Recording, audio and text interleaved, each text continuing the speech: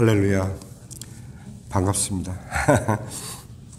우리가 이제 세 번째 만나는데 이제 정이 들라고 그러네요. 자, 잠깐 우리가 첫 번째 그리고 두 번째 우리가 살펴보았던 말씀 잠깐 상기하고 오늘은 이제 세 번째 종합적으로 우리가 정리하는 그런 말씀으로 보겠습니다. 왜 우리가 이처럼 가장 먼저는 우리 스스로의 믿음을 확인을 해야 하느냐 하면 정말 우리가 믿고 있는가, 정말 우리가 예수님을 믿고 있는지에 대한 자기 스스로의 확증이 없이는 물론 종교 생활이 도움이 돼요.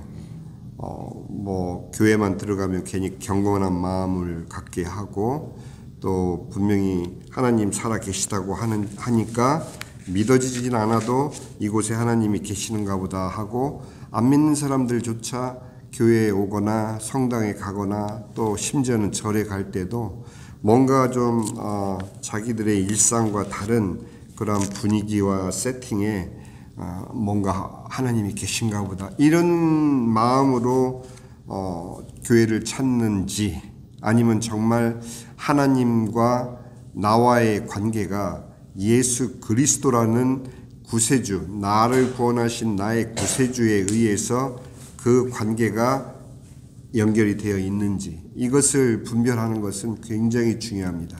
그래서 사도 바울이 그래서 제가 이 말씀을 착안한 것은 17장 3절에 뜻을 풀어 그리스도가 해를 받고 죽은 자 가운데서 다시 살아나야 할 것을 증언하고 그는 관례대로 어디를 가든지 관례대로 회당에 들어가서 바로 이것을 전파를 했어요. 이 말씀을 전파를 하면서 자기가 하나님을 믿고 예수 그리스도로 말미암아 구원받은 사실을 가는 곳마다 전파를 했어요. 그렇게 돌아볼 때 우리 스스로를 돌아볼 때는 과연 나는 얼마나 내가 거듭나고 내가 구원받은 것에 대해서 얼마나 내 만나는 사람들마다 과연 내가 간증을 했던가 한번 돌이켜보면 어느 날 처음 예수를 믿었을 때 뜨거웠던 마음이 이제는 계속되는 신앙생활을 통해서 약간 그 마음이 식어졌을 수도 있지만 분명히 내가 예수 그리스도로 말미암아 거듭났다라는 그 사실만큼은 항상 내 마음에 있어야 되는 것이 사실이에요. 그래서 첫날엔 우리가 바로 복음을 실제로 사도 바울이 믿고 거듭났던 그 복음이 바로 내가 믿고 거듭난 복음과 동일한 복음이라면 그러면 우리의 삶을 사도 바울의 삶과 견주어 볼 때 과연 나는 온전한 믿음의 삶을 살아가고 있는지를 돌아보기를 바라는 마음으로 우리가 복음에 대해서 살펴봤어요. 그리고 두 번째는 우리가 믿음에 대해서 우리가 생각을 했는데 믿음은 다른 것이 아니라 과연 우리가 예수님을 믿고 과연 하나님의 말씀을 통해서 하나님과 계속적인 그런 교제를 가지고 있느냐. 참 이게 종이 한 장 차이로 종교 생활과 믿음 생활은 종이 한 장 차이예요. 정말. 그래서 내가 내 마음에 내 스스로 자원하는 마음으로 하나님의 말씀에 대한 궁금함이 있고 그 궁금함 때문에 말씀을 사모해서 내가 스스로 읽는 그런 마음의 어떤 욕구가 없다면은 식었거나 믿음이 식었거나 아니면은 안 믿었거나 둘 중에 하나예요. 믿음이 식었었다면은 다시 일깨우면 되는데 안 믿었다면 예수님을 믿으면 돼요. 그거는 내가 교회 다닌 지 벌써 몇 년인데 이제 예수님을 다시 믿어야 한다는 말이냐? 그거는 여러분들이 우리에게 주어진 100년 남짓한 이 땅에서의 삶을 통해서 하나님과 나와의 관계를 분명히 하는 것이 내가 이 땅에 살아가는 목적이지 만약에 내가 이 땅에 육신의 삶을 살고 있는 동안에 하나님을 믿지 못하고 우리가 알 수 없는 죽음 이후의 세계로 건너간다. 오직 성경만이 우리가 죽음 이후에 어떠한 일이 있을지를 말하고 있기 때문에 하나님 말씀을 통해서 우리가 하나님과의 관계를 계속 이어나가야 돼요. 그래서 두 번째 우리가 살펴봤던 믿음은 바로 베레아 사람들이, 베레아에 있는 사람들은 데살로니가에 있는 사람들보다 더 너그럽고 간절한 마음으로 말씀을 받고 이것이 그러한가 하여 날마다 성경을 상고했다고 합니다. 누구한테 이렇게 물어볼 필요도 없어요. 스스로에게 물어보면 돼요. 과연 나는 하나님의 말씀에 대해서 얼마나 갈급한 마음을 가지고 이 말씀을 대하고 성경 말씀을 대하고 또 설교를 대하고 있는가? 그거를 자기 스스로에게 물어보면 내 마음에 간절함이 없다면 둘 중에 하나예요. 하나는 내가 예수를 믿다가 시들해졌다면 다시 성령 충만함을 받으면 돼요. 근데 두 번째는 내가 하나님 말씀을 읽어도 졸리고 읽으려고 하는 욕구조차 없다. 그러면은 안 믿을 수도 있어요.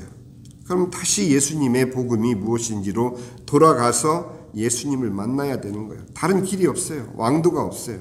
내가 교회에 10년, 20년을 다녔는데 아직도 내 마음 가운데 말씀이 궁금하거나 말씀에 대한 간절한 그런 마음이 행해 없다면은 자기 자신을 돌아봐야 되는 것이 바로 이런 특별한 시간에 여러분들에게 주어지는 기회가 될 수 있어요.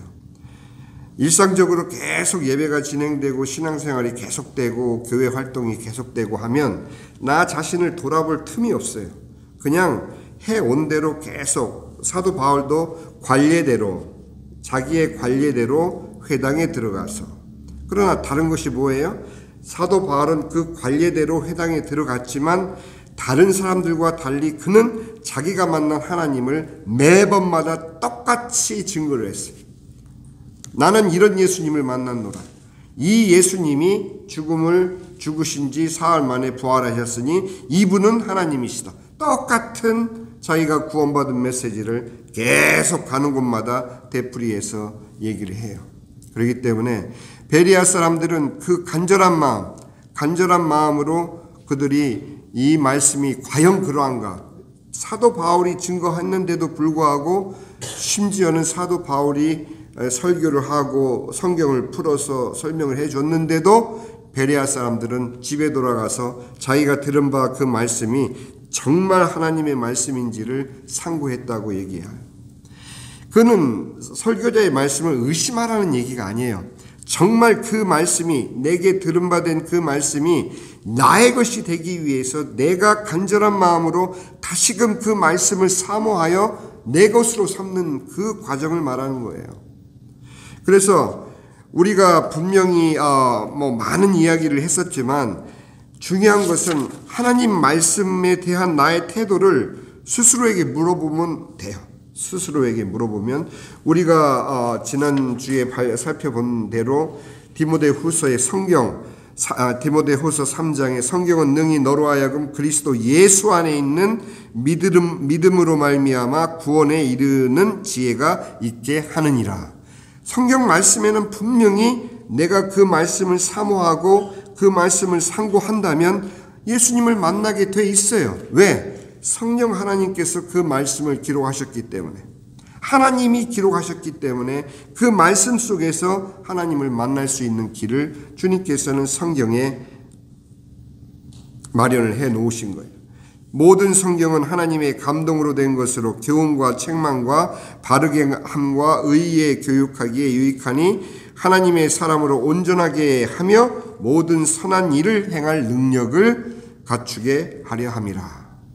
착한 사람, 착하게 살면 천국 간다. 그런 말을 자꾸 이렇게 의지하는 사람들은 단도직입적으로 그 사람은 안 믿는 사람이에요. 착하다고 착한 일 한다고 천국 간 그것은 사람들의 마음인 것이지 복음이 아니에요. 그럼 이 순서가 어떻게 돼요?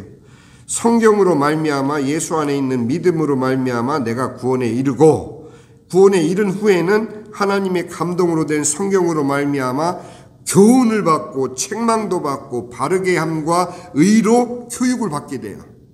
성경 공부 아니에요? 여러분들이 사모하는 마음으로 말씀을 사모해서 읽는 그 한 구절의 말씀이 나를 그렇게 교육시킨다는 얘기예요. 그 교육을 받은 사람이 하나님의 사람으로서 온전한 삶을 살아가는 결과물로 착한 일을 할 때 하나님은 그 사람을 모든 선한 일을 행할 수 있는 능력을 주시는 삶의 증거로 우리의 믿음을 성장시켜 주시는 것이지, 내가 그냥 사람들에게 인정받고 내 마음에 감동 오는 대로 홈리스들 만나면 만나는 대로 계속 일부씩 주면서 내 스스로 뿌듯하게 여기는 그것이 하나님의 사람으로서의 결과는 아니라 하는 얘기예요. 그렇다고 하지 말라는 얘기 아니에요. 안 하는 것보다 하는 것은 아니까. 그러나 여러분의 구원과는 아무 상관이 없는 일이 될 수도 있다라는 사실. 두 번째는, 왜 우리가 믿음 생활을 할 때 뭐 때문에 하나님 말씀을 우리가 그렇게 뚜렷하게 분별을 해야 되느냐. 제가 하나만 더 말씀을 드리면은, 자, 지난주에 안 나오신 분들을 위해서 이거 리뷰를 하는 거예요. 첫 번째는 기억해야 될 게 디모데후서 3장 말씀이고, 두 번째는 히브리서 4장 말씀. 외우기도 쉽죠? 디모 3장, 그리고 히브리서 4장. 4장 12절에 하나님 말씀은 살아있고 활력이 있어 좌우의 날선 어떤 검보다도 예리하여 우리의 혼과 영과 및 관절과 골수를 찔러 쪼개기까지 하며 마음의 생각과 뜻을 판단하시나니. 왜 하나님 말씀이 내 안에 들어와서 이런 일을 하시느냐? 우리가 사는 이 세상은 하나님의 말씀과 함께 여러분들이 하다못해 손안에 들려져 있는 스마트폰을 통해서도 수없이 많은 정보와 수없이 많은 사람들의 생각들을 접하고 살아가고 있어요. 그러면 어느 것이 하나님의 마음에 합당한 생각인지 어느 것이 세상으로부터 들어온 것인지에 대한 분별이 안 될 때에는 여러분들이 방황하게 돼 있어요. 그렇기 때문에 사람들이 만든 생각에 따르는 사람들을 조심해야 되고, 나 스스로도 하나님의 말씀에 의해서 내가 이 인도를 받고 있는지, 아니면 내 생각, 내 신념, 내 믿음과 신념은 분명히 다른 겁니다. 내 믿음을 따라가는지 아니면 내 신념을 따라가는지. 신념은 나의 생각이 굳어져서 나로 하여금 이것이 옳다 여기게 만드는 것이 신념이고, 나의 믿음은 하나님의 말씀에 이끌림을 받는 내 믿음이 바로 순종하는 것이 나의 믿음이에요. 달라요. 그렇기 때문에 이것을 믹스업 해버리면은 여러분들이 누구의 말을 들으면서 살아가는지에 대한 분별이 안 생겨요. 그러면 그냥 대충 종교 생활하게 돼버리고 말아요. 무서운 세상을 우리가 살고 있어요. 그렇기 때문에 분명히 우리가 그 말씀에 지으신 것이 하나도 그 앞에 나타나지 않음이 없고, 하나님 말씀을 읽게 되면 모든 게 분별이 가능해요. 모든 것이, 어느 것이 옳고 그름의 어떤 사실 판단만이 아니라 이것이 하나님의 것인지, 옳은데 사람의 것인지, 옳다고 하는데 하나님의 것인지 분별이 안 되면 그냥 무조건 옳다라고 여기는 걸 따라가다 보면 그거는 엉뚱한 길로 가게 돼 있는 것이 바로 우리 오늘날의 신앙생활하는 많은 기독교 신자들이 겪고 있는 그런 혼돈이에요.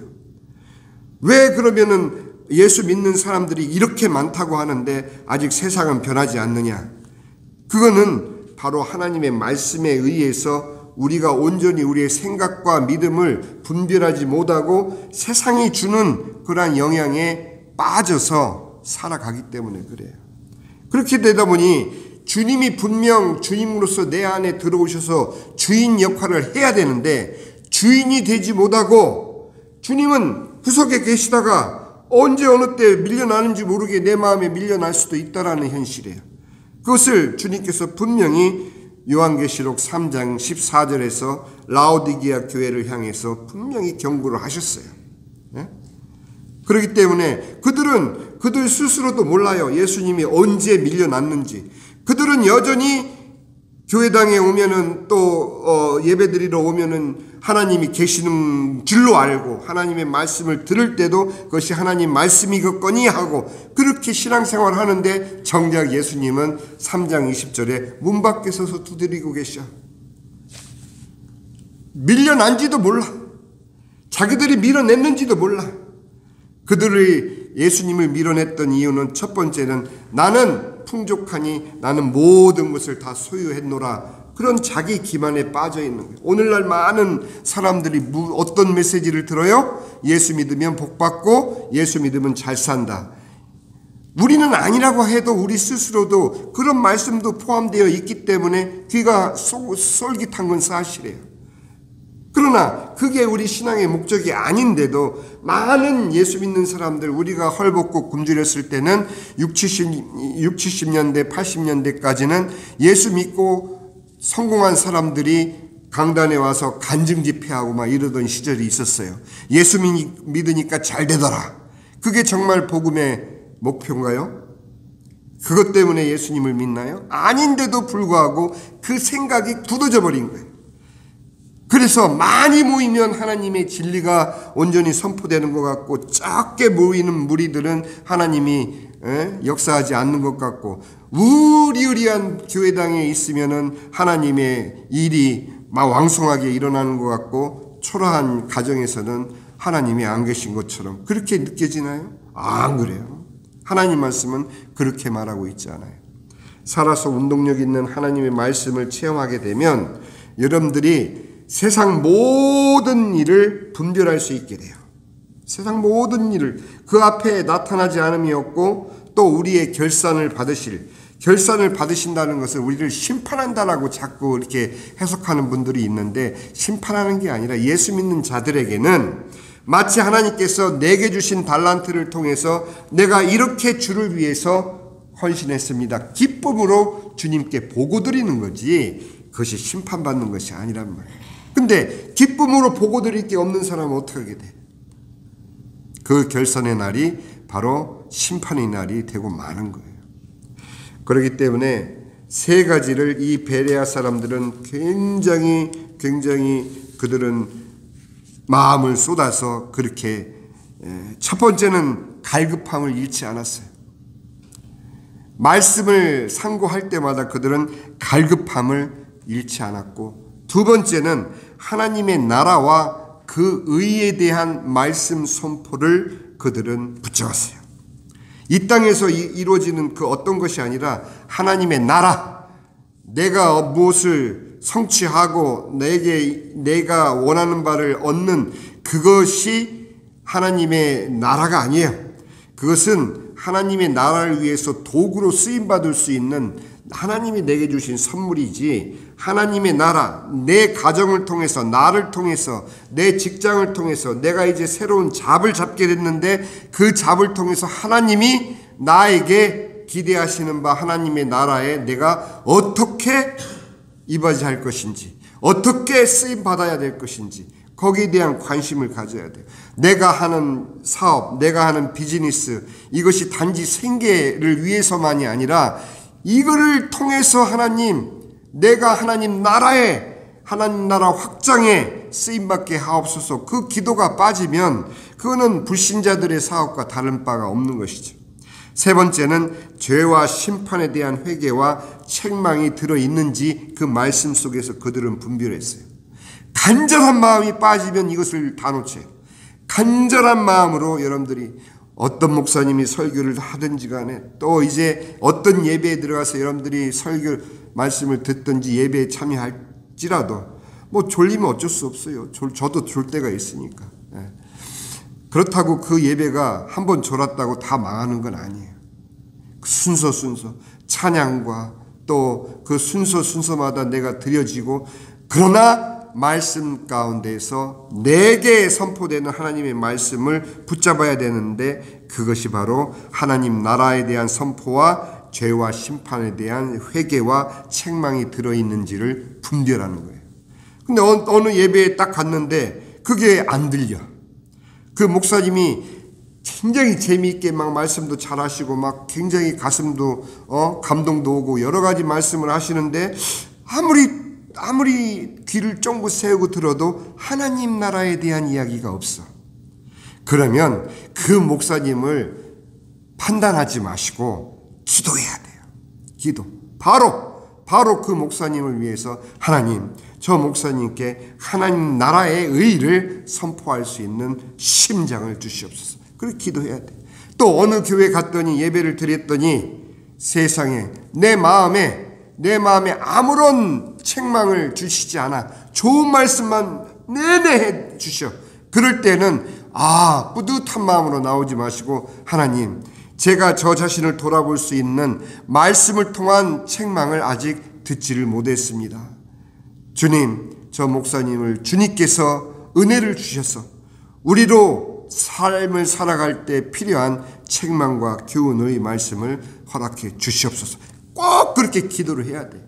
그게 여러분들이 말씀 맡은 자들을 위한 기도인 것을 여러분들이 생각을 하시길 바랍니다. 자, 이제 오늘은 여러분들이 말씀보다도 지금 이렇게 복음으로 내가 예수님 분명히 믿어요. 그리고 내가 하나님 말씀으로 내가 사모함도 있어요. 그리고 하나님 나라를 위해서 나는 살아가고 싶어요.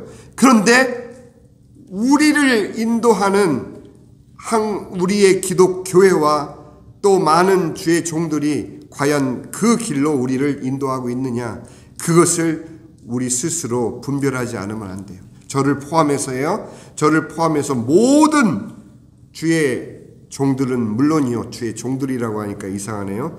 그래요. 앞에서 여러분들에게 성경 말씀을 선포하고 또 교회가 또 한국 교회가 또 미국 교회가 이런 큰 교회의 흐름이 어디로 가고 있는지를 여러분들이 현실적으로 분명히 파악을 해야만 돼요. 오늘 본문 말씀은 우리가 누가복음 10장 1절 2절 제가 읽어드릴게요. 그 후에 주께서 따로 70인을 세우사 친히 가시려는 각 동네와 각 지역으로 둘씩 앞서 보내시며 이르시되 추수할 것은 많되 일꾼이 적으니 그러므로 추수하는 주인에게 청하여 추수할 일꾼들을 보내주소서 하라.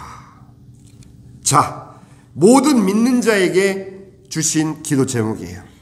모든 믿는 자들에게 어떤 기도 제목, 이건 나이가 불문해요. 우리 어머님들도 다른 거 다 몰라도 좋아요. 이것만 기억하시면 돼요. 내가 예수 믿었다.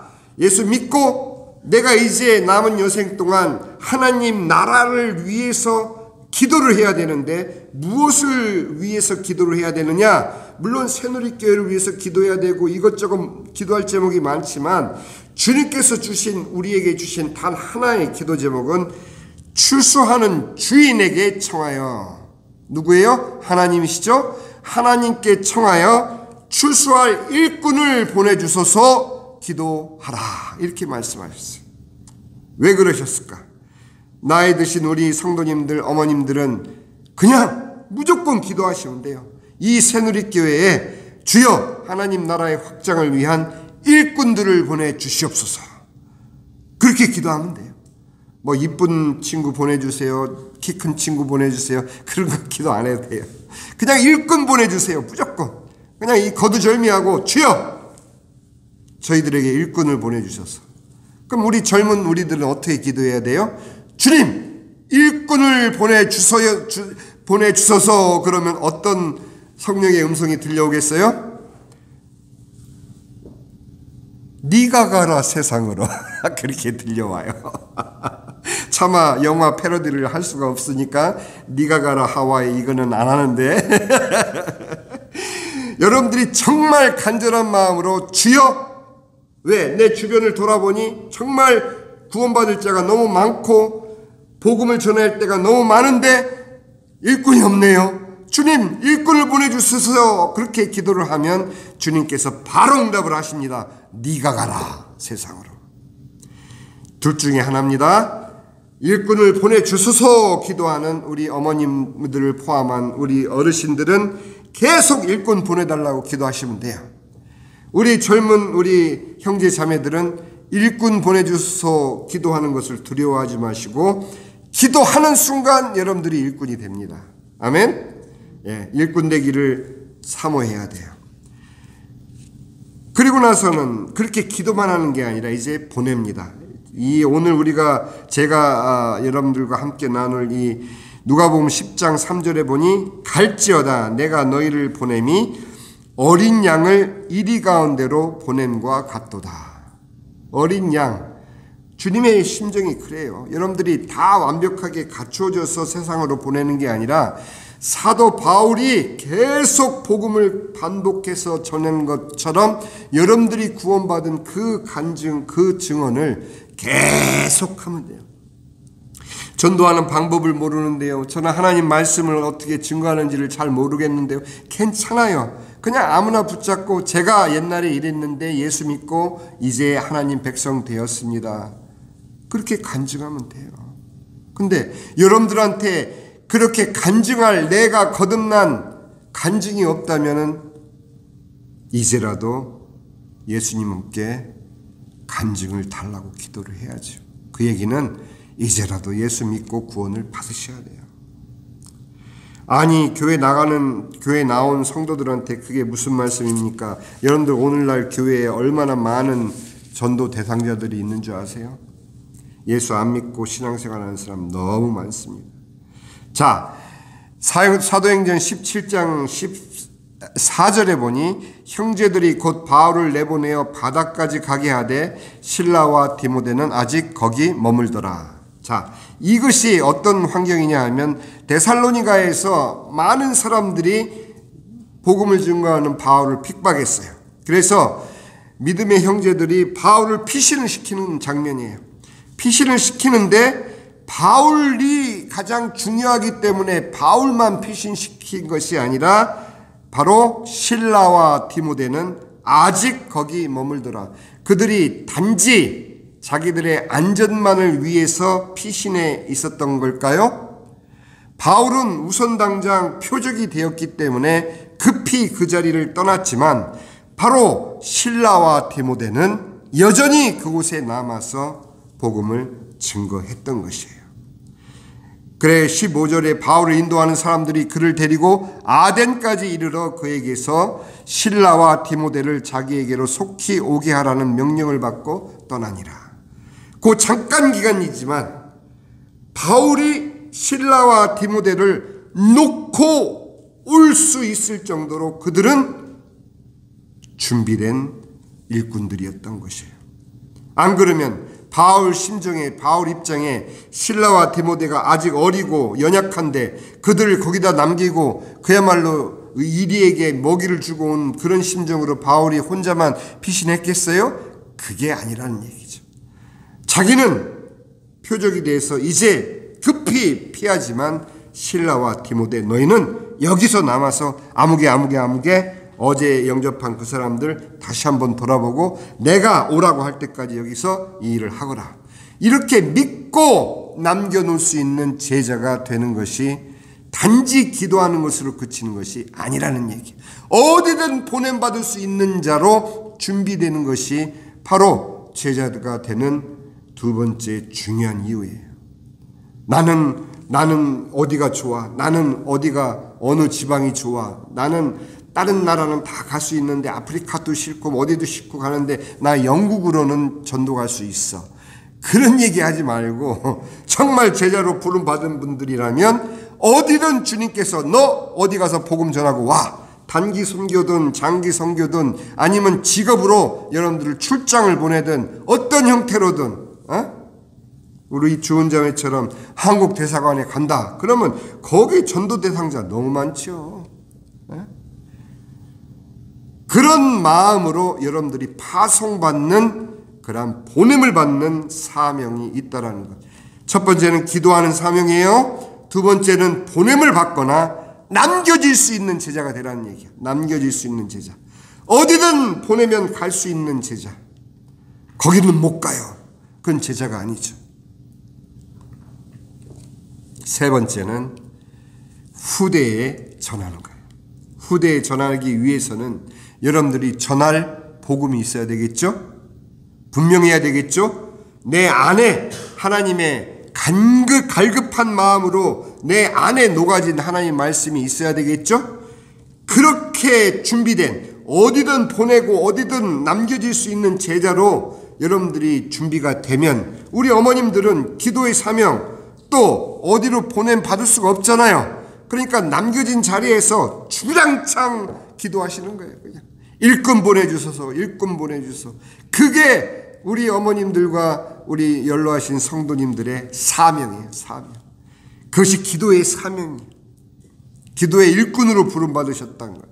우리 젊은 우리 형제 자매들은 이제 그들의 커리어를 통해서 하나님이 보내실 때, 직업을 따라 보내실 때, 또 어느 곳으로 보내시든 보냄 받는 것을 기쁨으로 여기고 어디든 갈 수 있는 자가 되는 것. 그렇게 가서 무엇을 하느냐? 전해야죠. 전해야죠. 자, 시편 78편 5절에 보니 여호와께서 증거를 야곱에게 세우시며 법도를 이스라엘에게 정하시고 우리 조상들에게 명령하사 그 자손들에게 알리라 하셨으니, 알리라 하셨으니, 어디를 가서든 알리라 하셨으니. 가정을 이루는 축복 가운데 있어요? 할렐루야! 그렇다면 이제 여러분들이 그 가정을 통해서 해야 될 일은 바로 이 말씀을 실천하고 이 말씀을 순종하는 거예요. 6절에 보니 이는 그들로 후대 곧 태어날 자손에게 이를 알게 하고, 아직 태어나지도 않았는데 준비된 말씀을 여러분들이 가지고 있어야만 이제 태어날 아이에게 그 말씀을 바로 전할 수가 있는 거예요. 그들은 일어나 그들의 자손에게 일러서 그들로 그들의 소망을 하나님께 두며, 헛된 데에 소망을 두지 않도록 여러분들이 가르쳐야죠. 단지 전하는 것뿐만 아니라, 자, 예수 믿어서 한 사람을 구원받게 했어요. 그러면 가까운 교회 나가세요? 이게 아니에요. 여러분들과 계속적인 관계, 개인적인 관계, 릴레이션십을 계속적으로 가지면서 그들이 온전히 신앙의 발판을 내릴 때까지 양육 교제를 해야 돼요. 양육의 교제를 해야 돼요. 오늘날 같이 얼마나 좋아진 그러한 문명 속에서 사는데, 여러분들이 설사 이곳 저곳 떨어졌다 해도, 아니면 기차 여행 중에 어느 자매를 만나서 복음을 전했는데 그 자매가 거기서 예수님을 영접했다. 그러면 받아요. 뭐 전화번호를 받든 이메일을 받든 뭐를 받든 SNS로 서로 연결을 하든 받아요. 받아가지고 계속적으로 카톡 공회처럼 무조건 읽지도 않는데 보내고 그렇게 하지 말고, 릴레이션십을 통해서 그에게 꼭 필요한 말씀을 전해주고 그의 어려움을 듣고 같이 기도하는 그러한 하나님 나라의 확장을 위해서 하나님께서는 오늘날 기술을 모든 것을 준비해 주셨어요. 심지어는 영상통화까지 하면서 통화할 수 있게. 왜 영상통화하면서 다른 전화만 해요? 내가 복음 전한 사람들을 양육하는, 하나님 나라 확장하는 용도로 쓰셔야죠. 아멘? 목적을 어디에 두느냐, 내 삶의 초점을 어디에 두느냐, 거기에 따라서 하나님의 말씀이 내 안에 들어와서 수술을 하신다니까요. 내가 가지고 있는 이 생각조차도 내 생각인지 하나님의 말씀인지 구분을 해 주신다니까요. 그렇게 해서 내 생각이 물질에만 치우쳐져 있으면 하나님의 말씀이 들어와서 나를 수술하게 하시란 말이에요. 읽지 않는데 어떻게 하나님 말씀이 내 안에 들어와서 나를 분별하게 하셔요. 혼자 부부가 같이 하는 것도 좋지만 혼자의 생활 굉장히 중요합니다. 이게 여러분들의 생과 사를 가름할 수 있는 가장 중요한 순간이에요.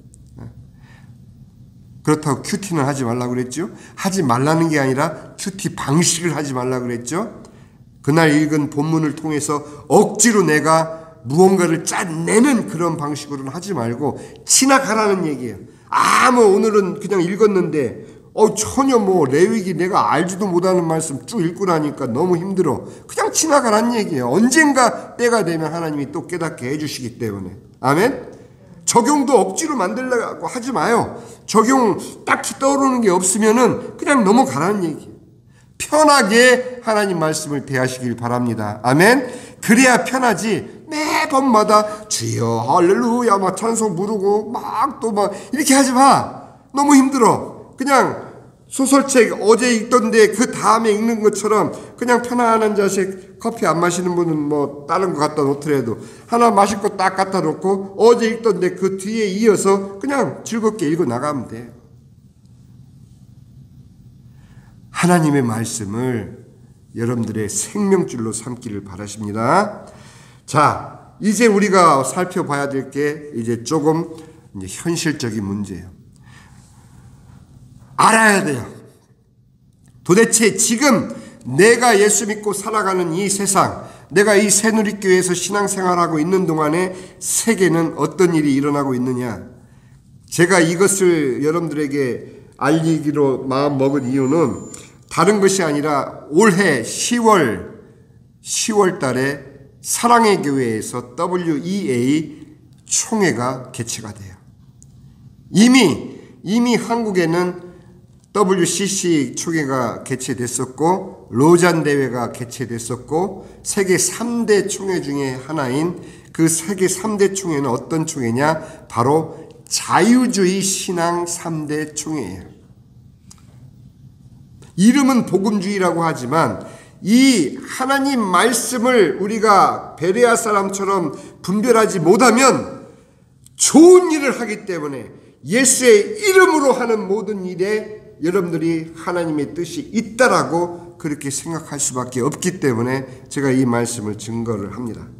자, 첫 번째는 저도 한때는 좋아했고 또 침례교 목사로서 우리 남침례교회에서 가장 큰 교회의 목사님이신 릭 워런 목사님. 이분은 목적이 이끄는 삶으로 아주 유명하신 목사님이세요.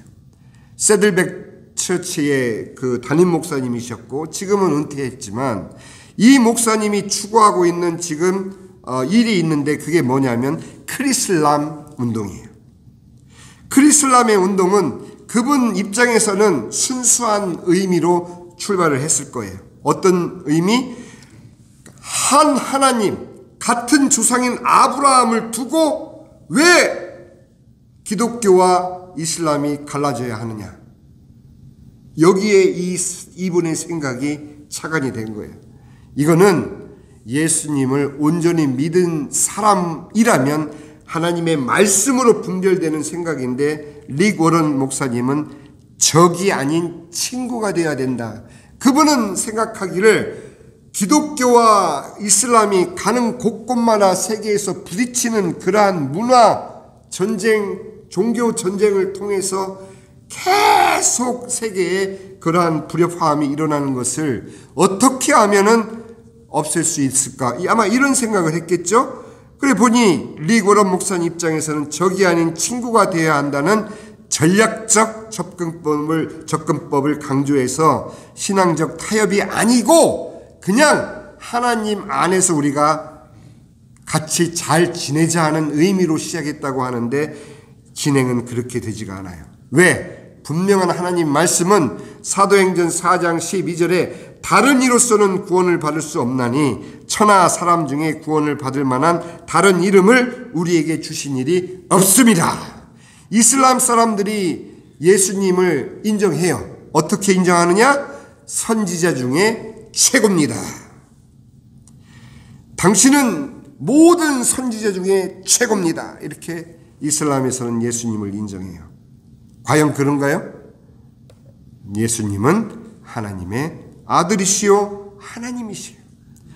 이 땅에 우리의 죄를 대속하기 위해서 우리의 죄를 대신 담당하기 위해서 육신을 입고 이 땅에 오셔서 우리의 모든 죄를 대신 지시기 위해서 육신을 입고 오셔서 죽으셨으나 그분 스스로 죄 없으신 하나님이시기에 죽음이 그를 붙잡을 수가 없었던 거예요. 그러니 그 사흘 동안도 베드로 후서에 보면은 음부에 내려가서까지 복음을 증거하고 사흘 만에 부활하신 분이 바로 하나님이신 예수님이세요. 그분을 모든 인간 중에 최고입니다. 아무리 인정한들 그거는 예수님을 부인하는 거죠. 아멘?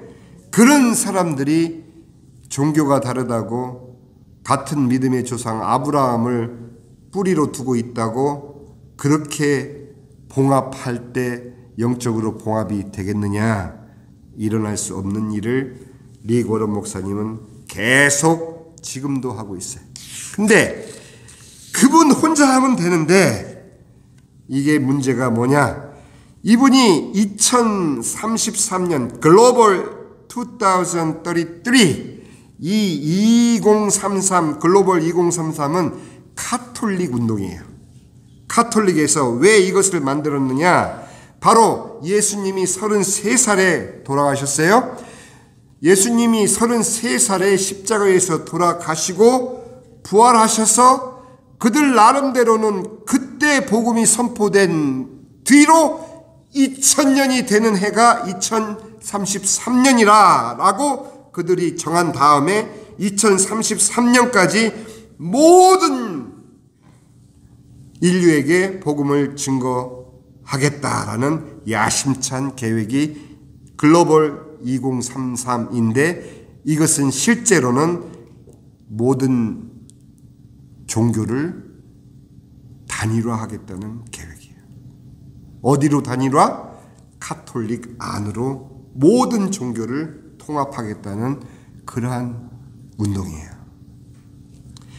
그 2033 행사에 바로 이 워런 목사님이 참석을 해서 한 교파만으로 한 기독교 교파, 개신교파, 캐톨릭 이렇게 나누어져 가지고는 복음을 2033년까지 세계에 다 전할 수 없으니 예수를 믿는다 하는 모든 교파가 하나 되어야 된다. 카톨릭과 개신교가 하나로 합쳐야 된다. 이렇게 릭 워런 목사님이 2033 행사에 참석을 해서 그렇게 전파를 한 거예요.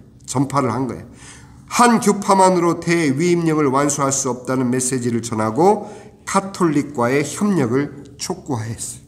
그는 예수님께서 기도하신 하나됨이란 그 하나됨을 요한복음 17장의 대제사장의 기도에 나오는 예수님의 기도에 우리가 하나 된 것처럼 저들도 하나 되게 하옵소서라는 이 구절을 그분은 이렇게 해석을 한 거예요. 그래서 기독교가 13억 신자인 카톨릭과 연합이 되면 대충 온 세계에 복음을 전할 수 있다라는 그런 계산이 나오는 거죠.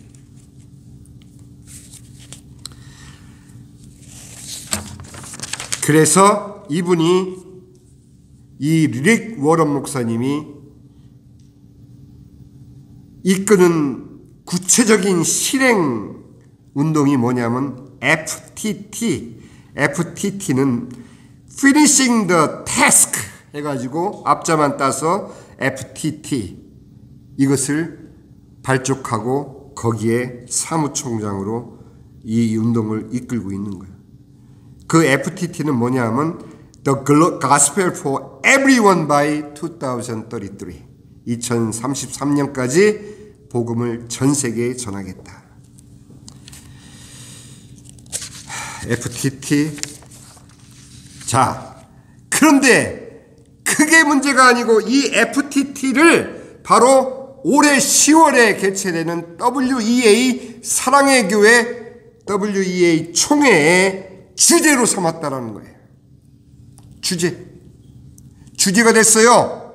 여러분들이 잘 알고 있는 서초동의 사랑의 교회가 바로 이 WEA FTT를 주제로 한 바로 2033 종교 통합 운동에 앞장서는 교회가 되었단 말이에요. 누구를 욕하는 게 아니에요. 도대체 한국 기독교가 어디로 가고 있는지를 알아야 우리 스스로의 개인의 구원이 왜 중요하며 작지만 우리 새누리교회 같은 복음에 눈뜬 교회가 여기에 침묵해서는 안 된다라는 얘기예요. 그래서 보냄받고 남겨질 수 있는 제자가 되어야만 여러분들이 여기서 훈련받고 어디든 세계 어디든 가서 바로 하나님의 말씀을 떠나가고 있는 교회를 오히려 살릴 수 있는 일꾼이 된다는 얘기. 자, WEA 총회는 2025년 올해 10월 27일에서 31일까지 예정이 되어 있어요. 주제는 The Gospel for Everyone by 2033. FTT 비전, FTT 뭐라고 했죠? Finishing the task. 과업을 수행하라. 쭉쭉쭉 나와요. 자, 여러분들 요즘 우리 한국이 너무너무 힘들죠? 단지 정치적으로 힘든 것이 아니에요. 여러분들 세상은 우리가 땅에서 풀면 하늘에서 풀리는 원칙이에요. 땅에서 매이면 하늘에서도 매여요. 이상하죠? 하늘에서 매이면 땅에서 풀려야 되는데 하나님 말씀은 우리가 땅에서 풀면 하늘에서 풀리고 땅에서 매이면 하늘에서 매인다고 그랬어요. 왜 그럴까요? 우리의 믿음이 주님을 떠나가는 땅에서 매인 문제가 생겨버리면 하늘에서도 매여버리는 거예요. 풀려지지가 않아요. 우리 고국에서 일어나는 그 모든 현실적인 문제의 원인은 바로 한국 교회의 배교예요. 배교라는 무슨 뜻인 줄 알아요? 배교라는 것은 믿음을 배반한다는 얘기예요. 복음을 배반한다는 얘기예요. 어떻게 복음을 대적하는 이 세계 3대 총회가 온통 한국에서 다 열릴 수 있느냐는 얘기예요. 그것이 원인이요. 우리가 겪고 있는 혼란은 그 원인에 대한 하늘에서 매인 결과예요. 자, 이거는 여러분들이 알고 계셔야 돼요. 혹시 여러분들이 어떤 를 전도할 때 루터교나 또 감리교인들을 만났을 때에는 유념해 주시기를 바라는 마음에서 이 말씀을 드리는 거예요. 루터교는 어떤 교단이에요? 바로 종교개혁을 시작한 교단이에요. 짧게 말씀드리면 루터에 의해서 종교개혁이 시작되었는데 그 루터의 종교개혁 그 운동을 그대로 계승하기 위해서 만든 것이 바로 루터교예요. 그 루터교가 종교개혁 500주년 되는 기념하는 때에 바로 캐톨릭과 화해에 서약을 했어요. 그 얘기는 루터교, 이름은 루터교로 시작을 했는데 루터의 종교개혁이 잘못됐습니다 하고 카톨릭에게 사과를 한 거예요. 믿어져요? 우리 어머님들 처음 들으셨죠? 이미 그들은 1964년부터 지금까지 약 50여 차례 회의를 가지면서 이미 1999년에 그들은 카톨릭과 루터교의 교리적인 협약을 맺었어요. 그리고 2015년에 바로 Declaration on the Way 해서 바로 이때에 종교 500주년 기념해서 루터교의 공식 사과와 화해를 발표를 했어요. 하나 제가 빼먹었는데 그 글로벌 2033 그 운동의 첫 번째 대전제가 뭔지 아십니까? 글로벌 2033 FTT 뭐든지 그 가장 중요한 전제는 카톨릭만이 유일한 교회다라는 전제 아래 바로 이 운동이 진행되고 있다는 것을 제가 빠뜨렸어요. 하도 흥분하다 보니까. 자, 두 번째는 이제 루터교는 그렇게 돼 있고 감리교가 역시 감리교와 캐톨릭의 공식 대화가 1967년부터 시작이 됐어요. 이 감리교는 루터교의 뒤를 그대로 따르고 있어요. 그래서 심지어 1999년에 루터교와 캐톨릭이 서로 교리적 협약을 한 것이 이신칭의 교리에 대한 공동선언, 믿음으로 구원에 이르는 그 공동선언을 그들이 하는 것을 보고 루터교도 바로 2006년에 똑같은 그러한 협약을 갖게 된 거예요. 감리교의 공동선언 공식 서명이 2006년에 있었고, 자, 그 다음에 남한 부산에서 2006년에 감리교도도 루터교 및 카톨릭과 함께 핵심 교리에 있어서 본질적 합의에 도달했음을 부산에서 선포를 했어요. 감리교회가.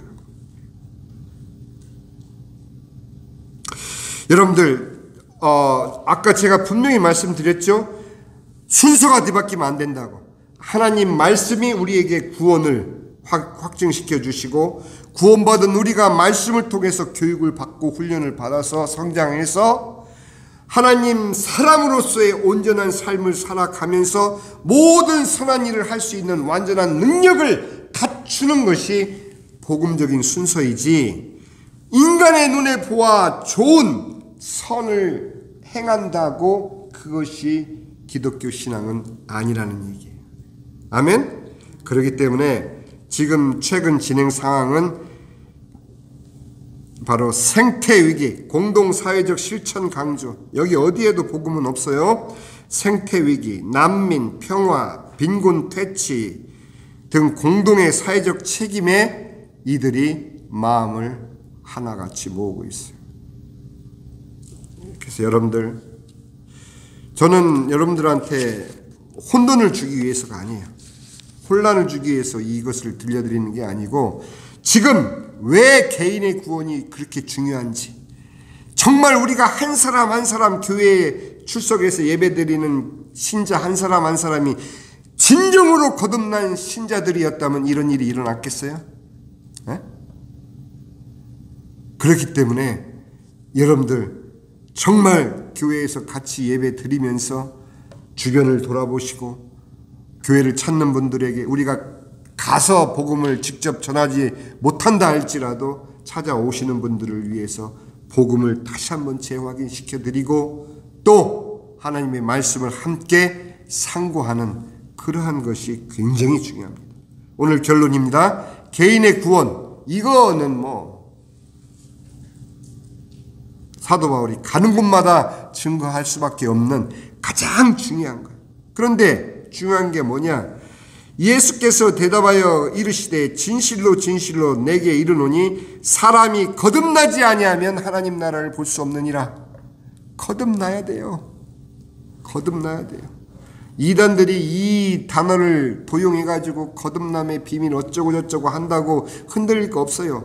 성경에서 말하면 그대로 선포하면 돼요. 거듭나야 되는데 그 거듭나는 방법이 뭐냐? 그냥 저를 따라 하세요. 예수님, 저는 죄인입니다. 이제 주님을 영접합니다. 예수님의 이름으로 기도합니다. 아멘, 할렐루야, 거듭나셨습니다. 이런 거듭남이 아니란 얘기예요. 제발. 하나님의 방법은 바로 성령님에 의한 거듭남입니다. 그래서 요한복음 3장 5절에 예수께서 대답하시되 진실로 진실로 내게 이르노니 사람이 물과 성령으로 나지 아니하면 하나님 나라에 들어갈 수가 없느니라. 어떻게 거듭나느냐? 육으로 난 것은 육이야. 네가 태어난 것은 너의 어머니야. 그러나 영으로 난 것은 영이니 성령으로 말미암아 거듭난 내가 너에게 거듭나야 하겠다 하는 말을 놀랍게 여기지 말라. 바람이 임의로 불매, 바람이 불 때 네가 그 소리는 들어도 어디서 와서 어디로 가는지 모르게 성령님께서는 영혼을 구원시키는 거예요. 그 영접 기도를 했다 안 했다가 구원의 조건이 아니라 무엇으로? 그 마음에 하나님께서, 성령하는 하나님께서 그 마음에 거듭남의 역사를 증거로 주시는 거예요. 어떻게 아느냐? 말씀을 들을 때 내 마음이 흥분돼. 말씀을 들을 때 내 마음이 갈급해. 하나님 말씀을 하나라도 붙잡고 싶어. 하나라도 더 알고 싶어. 주님께 더 가까이 가고 싶어. 그래서 기도하고 주께 나오는 그게 증거가 돼요. 그래서 하나님과 함께 여러분들의 인생을 사는가? 거듭남,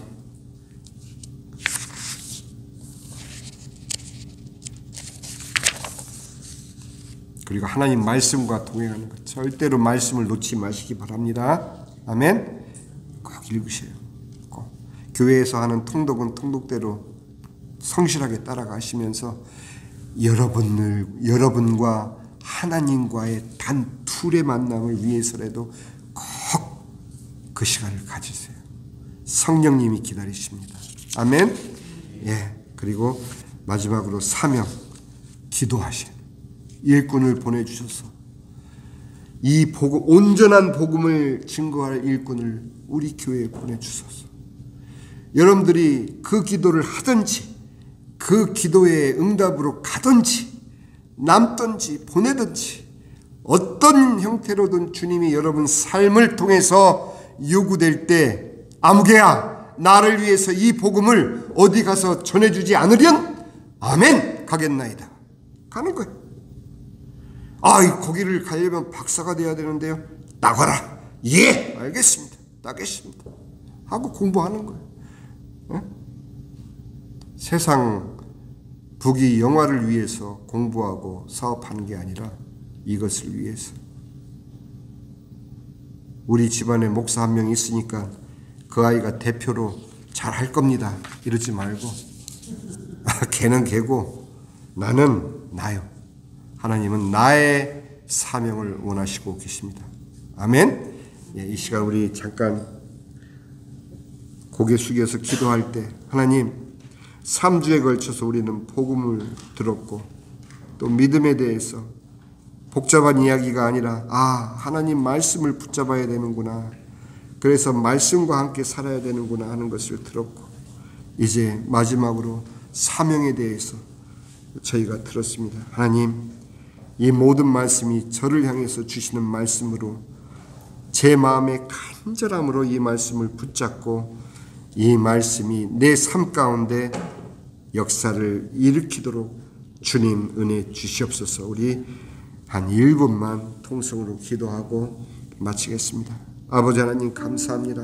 오늘 저희들이 사명에 대해서 돌아봤습니다. 그리고 아버지 하나님 우리가 3주 동안에 들은 말씀을 정리했습니다.